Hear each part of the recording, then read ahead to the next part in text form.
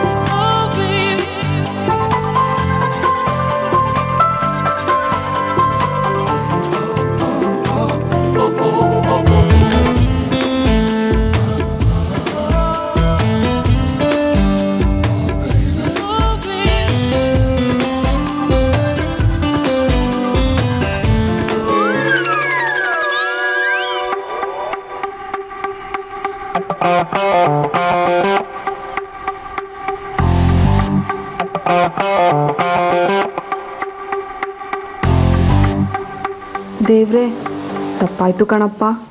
ಚಾಕ್ಲೇಟ್ನ lecturer ಕೊಡಿಸಿದ್ದು ಅಂತ ಸುಳ್ಳು ಹೇಳಿಬಿಟ್ಟೆ. ನನ್ನ ತಪ್ಪನ್ನ ಕ್ಷಮಿಸಪ್ಪ.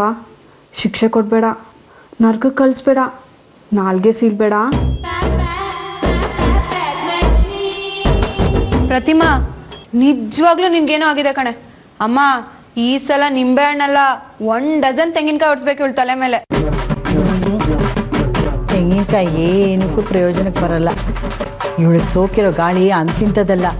ಇವಳನ್ನ ಸೀದಾ ಗಾಳಿ ಹನುಮಂತರಾಯನ ದೇವಸ್ಥಾನಕ್ಕೆ ಕರ್ಕೊಂಡು ಹೋಗಿ 4 ಚಡಿ ಎಟ್ಟು ಹೊಡಿಸಿ ಒಂದು ತಾಯ್ತ ಕಟ್ಟಿಸ್ಬೇಕು. ಆವಾಗೆಲ್ಲ ಸರಿ ಹೋಗುತ್ತೆ.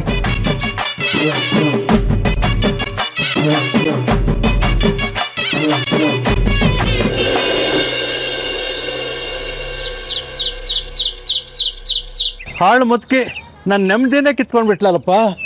ಮನೆಯಲ್ಲೇ ವ್ಯಾಯಾಮ ಮಾಡೋಂಗಾಯ್ತು. ಅವಳು BP ಲೆವೆಲ್ಲು 180ಕ್ಕೆ ಬಿಟ್ಲಪ್ಪ. ದೇವ್ರೇ, ಹಾಳು ಮುದುಕ ಎಲ್ಲಿ ಹೋದರೂ ಬಂದು ಮೊಳಹಿಕ್ಕೋತಾನೆ. ಆ ಪಾರ್ಕ್ ಹೋಗೋದನ್ನು ತಪ್ಪಿಸ್ಬಿಟ್ಟ. ಅವನಿಗೆ ಶುಗರ್ ಹೆಚ್ಚಾಗ.